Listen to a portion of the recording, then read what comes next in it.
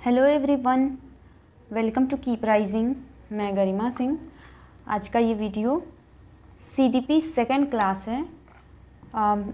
CDP का एक class मैं अपलोड की हुई हूँ इसके पहले का, जिसमें William wound, William McDougall, RS. Woodworth, मनोविज्ञान की शाखाएँ आदि ये सब हैं। तो आप वो वीडियो ज़रूर देखिए, फर्स्ट वाली क्लास, जिससे आपको समझ में आएगा। सेकेंड वाली क्लास करने में अच्छा लगेगा। टेलीग्राम से आप पीडीएफ डाउनलोड कर सकते हैं, उसका लिंक मैं डिस्क्रिप्शन में दे दूँगी, या फिर आप टेलीग्राम पे सर्च करिएगा जिसमें आपको मिलेगा कीप राइजिंग। तो देर न करते हुए वीडियो शुरू करते हैं। संज्ञान तथा ज्ञान में अंतर हमारा टॉपिक है। संज्ञान तथा ज्ञान में अंतर, ठीक है। तो संज्ञान क्या होता है? संज्ञान और ज्ञान में अंतर जानने से पहले हमें ये जानना जरूरी है कि संज्ञान यानी कि कॉग्निशन या कॉग्निटिव, जिसको संज्ञानात्मक कहते हैं, ये होता क्या है। तो संज्ञानात्मक मनोविज्ञान जो होता है वो समस्या समाधान या स्मृति या सीखने और भाषा जैसे आंतरिक मानसिक प्रतिक्रियाओं की जांच करता है। ये आंतरिक मानसिक प्रतिक्रियाओं की जांच करता है, जिसे संज्ञानात्मक मनोविज्ञान कहते हैं, जिसको कॉग्निटिव कहते हैं। कॉग्निटिव मीन्स संज्ञानात्मक। तो देखते हैं आगे, अंतर समझते हैं। संज्ञान तथा ज्ञान में अंतर। संज्ञान जिसे कॉग्निशन कहते हैं, ज्ञान जिसे नॉलेज, नोन। तो संज्ञान क्या होता है? संज्ञान जिसमें बुद्धि, स्मृति, तर्क, समस्या का समाधान निकालना आदि इसके अंतर्गत आता है, कॉग्निशन के अंतर्गत आता है। और ज्ञान में क्या आता है? सूचना, जानकारी एकत्र करना या ग्रहण करने के लिए ज्ञान का प्रयोग।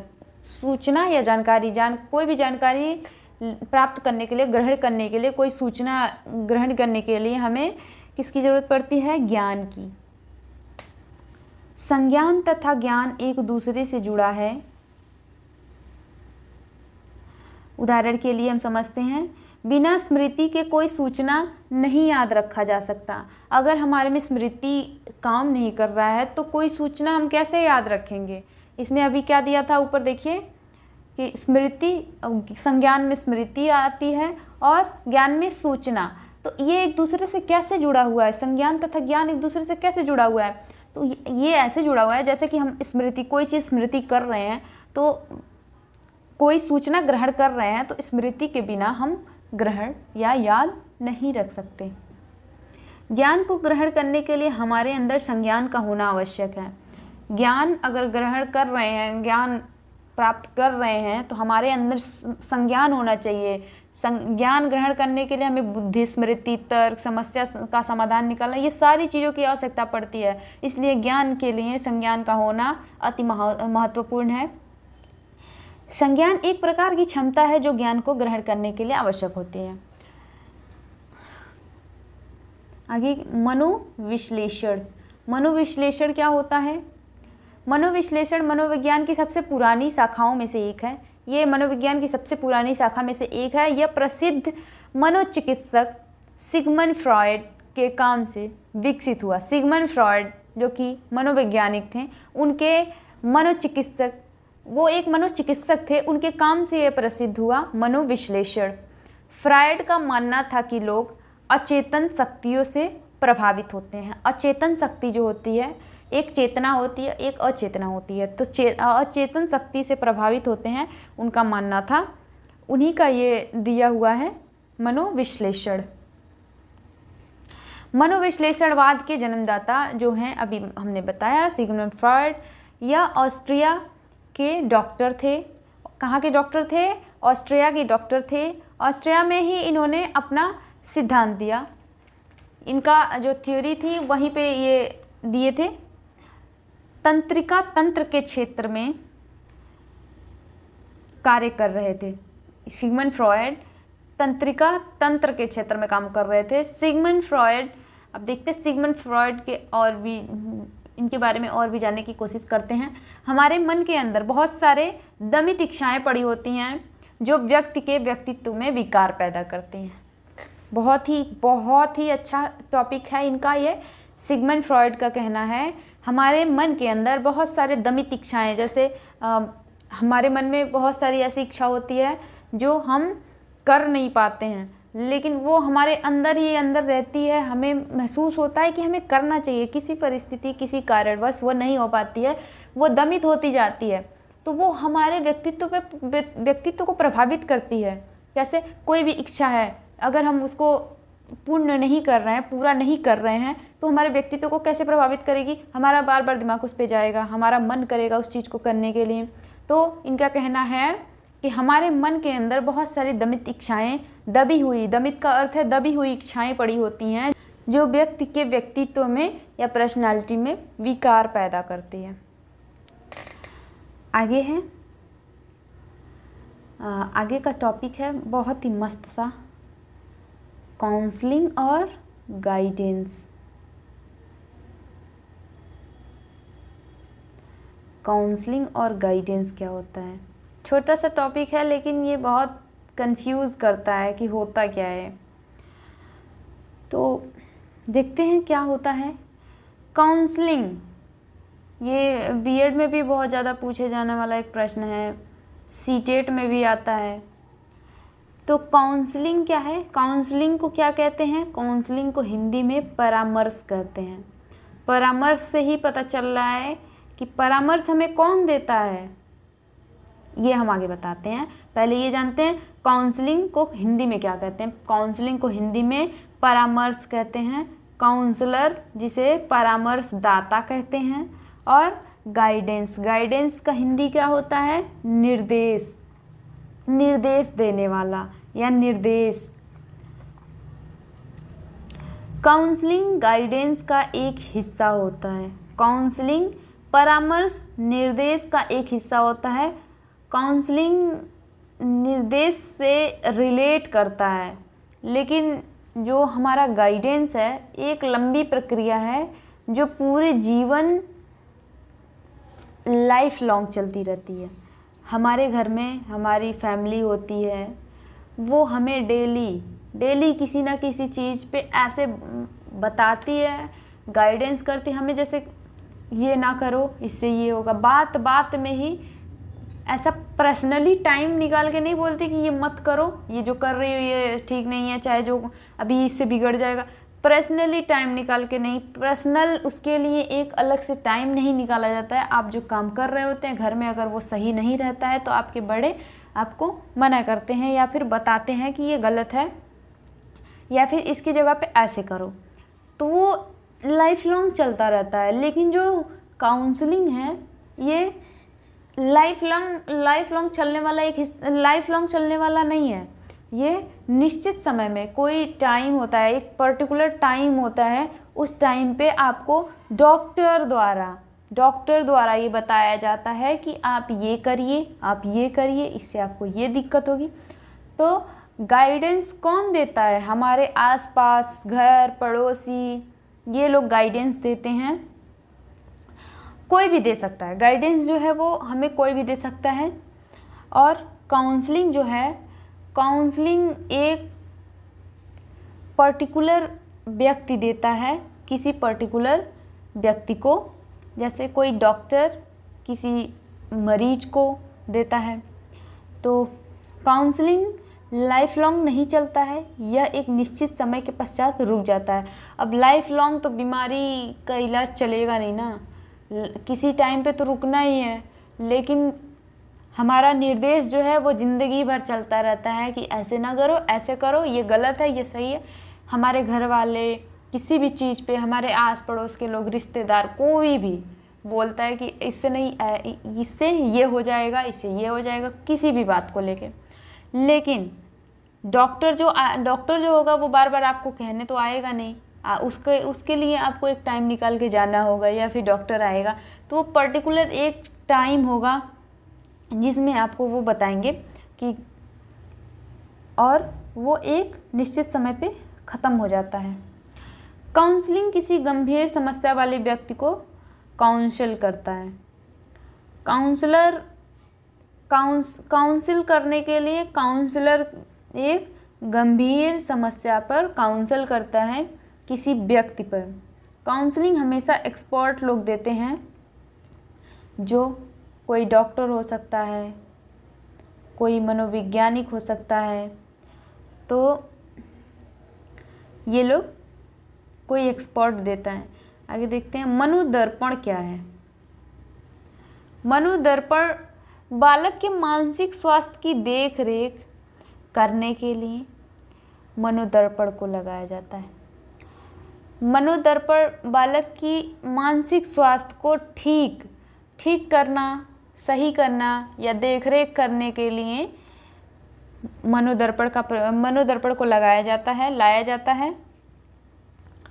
आगे औद्योगिक संगठनात्मक मनोविज्ञान, इंडस्ट्रियल ऑर्गेनाइजेशन साइकोलॉजिस्ट क्या होते हैं? मनोविज्ञान की वह शाखा मुख्य रूप से कर्मचारी और उन्हें नियुक्त करने वाली संस्था दोनों से संबंधित है। वे कर्मचारियों के प्रशिक्षण, काम की परिस्थितियों में सुधार और कर्मचारियों के लिए चयन मानदंड विकसित करने पर केंद्रित है। इसको थोड़ा ध्यान से समझेंगे। इंडस्ट्रियल या ऑर्गेनाइजेशन मनोविज्ञान की वह शाखा मुख्य रूप से कर्मचारियों और उन्हें नियुक्त करने वाली संस्था। कोई कर्मचारी है या उन्हें नियुक्त करने वाली संस्था है, ये दोनों से संबंधित है। ये कर्मचारी और संस्था को दोनों से संबंध रखती है। वे कर्मचारियों के प्रशिक्षण, काम की परिस्थितियों में सुधार और कर्मचारियों के लिए चयन मानदंड विकसित करने पर केंद्रित करते हैं। इंडस्ट्री में क्या होता है? कोई क्लाइंट होता है और क्लाइंट को जॉब देने वाला कोई संस्था होता है। इन दोनों में एक संबंध होता है और किस बेस पे होता है? प्रशिक्षण, काम करने की स्थिति, परिस्थिति, या उसमें कोई गलती हो रही है उसमें सुधार करने के लिए कहेगा। कौन कहेगा? संस्था वाला कहेगा। तो इसके लिए चयन मानदंड विकसित करने पर केंद्रित होता है। ये औद्योगिक या संगठनात्मक मनोविज्ञान होता है, जो कि कर्मचारियों के लिए चयन मानदंड को विकसित करने पर ध्यान केंद्रित करता है। Next topic organisation behaviour. Organisation behaviour Herzberg के अनुसार ये दिया गया है। किसी भी संगठन के अंदर जब हम कार्य करते हैं, कोई भी ऑर्गेनाइजेशन है जिसके अंदर हम कार्य करते हैं, जहां हमें कार्य करने के लिए मोटिवेशन यानी कि अभिप्रेरणा की आवश्यकता होती है। हमें आवश्यकता है अभिप्रेरणा की, जहाँ पे हमें कार्य करने के लिए अभिप्रेरणा की आवश्यकता होती है, तथा जब हमें मोटिवेशन नहीं मिलेगा तो हम कार्य को नहीं कर पाएंगे और संगठन कमज़ोर हो जाएगा। ऐसे स्थिति में क्या बोलते हैं? Organisation behaviour. ऑर्गेनाइजेशन बिहेवियर में सीधे से समझेंगे पूरा मोटिवेट करने वाला कौन होता है? ऑर्गेनाइजेशन होता है। कोई भी संगठन के अंदर जब हम कोई काम करते हैं, हमें मोटिवेशन की आवश्यकता होती है। अगर हमें मोटिवेशन नहीं मिलता है तो वो कार्य सही ढंग से या फिर नहीं हो पाता है, जिससे संगठन कमज़ोर हो जाता है। हमें 2 प्रकार के मोटिवेशन मिलना चाहिए। यहाँ पे देखिए, हमें 2 प्रकार के मोटिवेशन मिलना चाहिए। कौन कौन से? हेल्थ मोटिवेशन और पर्सनल मोटिवेशन। हेल्थ मोटिवेशन में क्या होता है? किसी भी ऑर्गेनाइजेशन में मान लीजिए हम काम कर रहे हैं, मोटिवेशन का अर्थ क्या है? ये नहीं कि जो आजकल YouTube पे चलते हैं शायरी सुना के मोटिवेट करना, वो सब तो ठीक है, लेकिन उसके साथ साथ हेल्थ और पर्सनल ऑर्गेनाइजेशन को हेल्थ और पर्सनल मोटिवेशन का बहुत ख्याल रखना होता है, जिसमें से हेल्थ मोटिवेशन में क्या आता है, यदि मान लीजिए ऑर्गेनाइजेशन बिहेवियर, जिसमें हेल्थ और पर्सनल। हेल्थ में क्या होता है, एग्जांपल से समझेंगे। यदि कोई विद्यालय किसी टीचर को पैसे नहीं दे पा रहा है, मान लीजिए सॉरी, कोई स्कूल है वो किसी टीचर को हायर करता है और वो पैसे नहीं दे पा रहा है, तो इसका अर्थ क्या है, उसके ऑर्गेनाइजेशन का हेल्थ ख़राब है, उसके ऑर्गेनाइजेशन का हेल्थ ख़राब है। उसको और जो काम कर रहा है उसको मोटिवेशन कहाँ से मिलेगा, वो काम करे। मान लीजिए वो काम करता जाए, उसे पैसे ना मिले, तो जीवन यापन करने के लिए तो पैसे की आवश्यकता पड़ेगी ही ना। तो हमें मोटिवेशन कहाँ से मिलता है, स्वास्थ्य मोटिवेशन, जिसमें पता चलता है कि ऑर्गेनाइजेशन का हेल्थ कैसा है, खराब है या सही है। यदि कोई विद्यालय हमें कोई टीचर है जिसको हायर करता है और फिर पैसे नहीं दे पा रहा है, तो इसका अर्थ यही हुआ कि ऑर्गेनाइजेशन का हेल्थ सही नहीं है या ख़राब है। और पर्सनल मोटिवेशन में क्या है, पर्सनल मोटिवेशन में हमें कार्य करने के लिए, मान लीजिए कोई डॉक्टर बनना चाह रहा है और उनके घर वालों ने इंजीनियरिंग कॉलेज में एडमिशन कराया, तो वो क्या अच्छा इंजीनियर बनेगा, नहीं बनेगा। अगर कोई डॉक्टर बनना चाह रहा है, उसे कुछ और बना दिया, या फिर कोई टीचर बनना चाह रहा है, उसे कुछ और बनवा दिया, या फिर उससे ज़बरदस्ती कोई और कार्य करने के लिए बोले, तो वो क्या उस काम को सही ढंग से करेगा, नहीं। पर्सनली अपने अंदर से एक मोटिवेशन या फिर एक मोटिवेट होने के लिए कुछ ऐसी पॉइंट्स होनी चाहिए जिसके लिए हम काम करें। हम काम क्यों कर रहे हैं, हमारा मोटिव क्या है, हम मोटिवेट किससे हो रहे हैं, ये सबसे मायने रखता है। तो पर्सनल मोटिवेशन के साथ साथ हेल्थ मोटिवेशन भी होना ज़रूरी है। पर्सनल मोटिवेशन में क्या है, अगर कोई टीचर का ही उदाहरण लेते, टीचर है, अगर उसका पैशन नहीं है पढ़ाना तो वो नहीं पढ़ाएगा। पर्सनल मोटिवेशन में उसका पैशन होना चाहिए, पर्सनली मोटिवेट हो कि हमें हाँ पढ़ाना है, तो वो दिल से पढ़ाएगा, ध्यान से पढ़ाएगा, और ऐसे पढ़ाएगा कि बच्चा जो भी पढ़ा रहेगा वो उसको भी अच्छा लगेगा। तो दो मोटिवेशन बहुत ज़रूरी है, personal and health motivation. Personal motivation हमें अंदर से आनी चाहिए, हेल्थ मोटिवेशन सामने वाला जो ऑर्गेनाइजेशन है उसमें आना चाहिए, वो उसमें होना चाहिए, वो पे कर सके, पैसे दे सके, तो उससे हमें मोटिवेशन मिलता है। नेक्स्ट टॉपिक देखते हैं।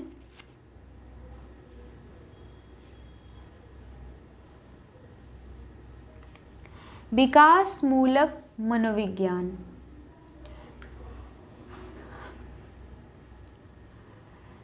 विकास मूलक मनोविज्ञान क्या होता है, वह शारीरिक, सामाजिक और मनोवैज्ञानिक परिवर्तनों का अध्ययन करता है जो गर्भधारण से लेकर वृद्धावस्था तक जीवन काल में विभिन्न चरणों और उम्र में होता है। इसको थोड़ा ध्यान से समझिएगा।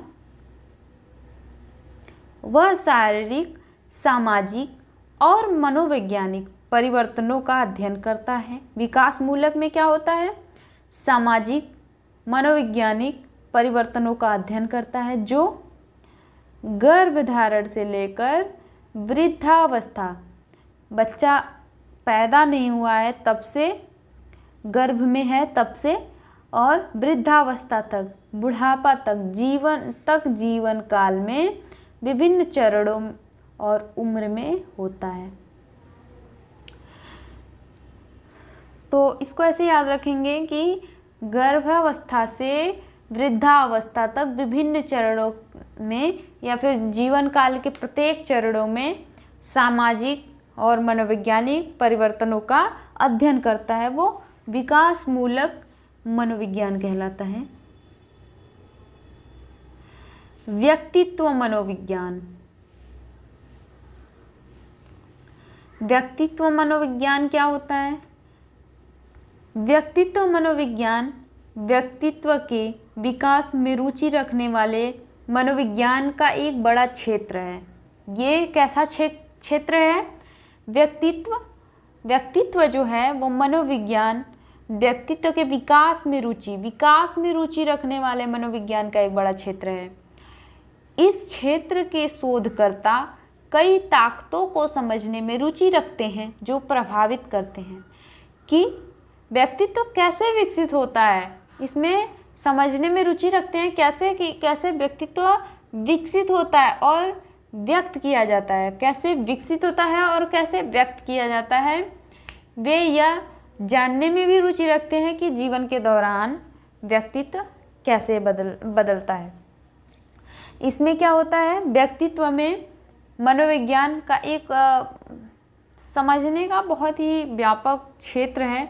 इस क्षेत्र में शोधकर्ता जो हैं कई ताकतों को समझने में रुचि रखते हैं और वो ये जानने में भी रुचि रखते हैं कि व्यक्तित्व कैसे विकसित होता है और जो व्यक्ति के जीवन में व्यक्तित्व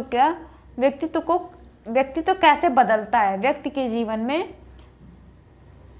व्यक्तित्व कैसे बदलता है। ये सब जानने में मनोविज्ञान या फिर मनोवैज्ञानिक बहुत ही रुचि लेते हैं, जिसके आधार पे वो व्याख्यात कर पाते हैं। सामाजिक मनोविज्ञान। सामाजिक मनोविज्ञान क्या होता है? सामाजिक मनोवैज्ञानिक जो हैं उनके लिए मैं एक वीडियो बनाऊंगी और उसमें भी 1 घंटे का वीडियो होगा वो। ठीक है, तो वीडियो शुरू करते हैं, आगे देखते हैं। सामाजिक मनोविज्ञान। सामाजिक मनोवैज्ञानिकों के लिए सामाजिक व्यवहार का निर्माण, पूर्वाग्रह जैसे विषय गहरी रुचि रखते हैं। आगे जानने की इच्छा। Social psychology.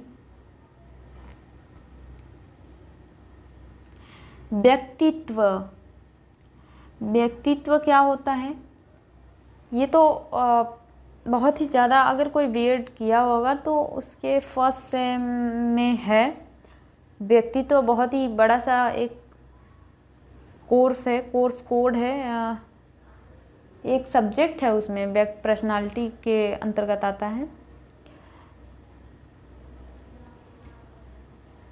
इसमें व्यक्तित्व को अंग्रेजी भाषा में पर्सनालिटी बोलते हैं। पर्सनालिटी आलपोर्ट जो है, आलपोर्ट मनोवैज्ञानिक हैं, उनके अनुसार व्यक्तित्व व्यक्ति के मन एवं शरीर का अध्ययन करता है। व्यक्तित्व जो है, पर्सनालिटी, किसी व्यक्ति के मन, माइंड और बॉडी का अध्ययन करता है।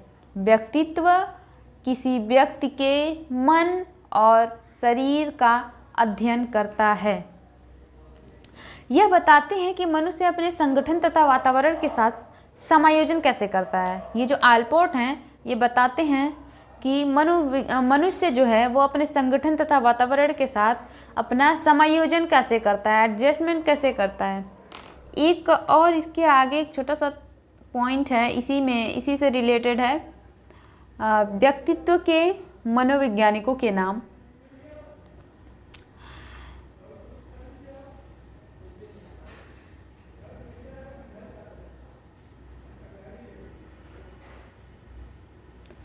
मनो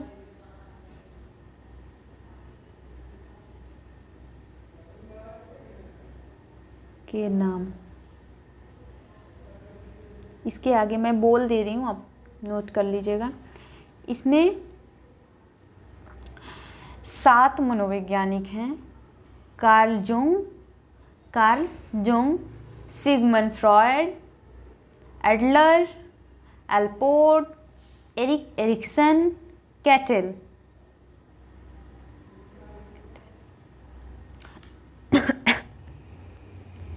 सॉरी, तो ये रहा CDP का सेकेंड क्लास। आपको ये वीडियो कैसी लगी कमेंट करके बताइए। वीडियो को लाइक करिए, चैनल को सब्सक्राइब करिए। पूरा वीडियो देखने के लिए थैंक यू सो मच। इसका PDF आप डाउनलोड कर लीजिएगा, आप टेलीग्राम से डाउनलोड कर सकते हैं, मैं वहाँ अपलोड कर दूँगी। Thank you so much.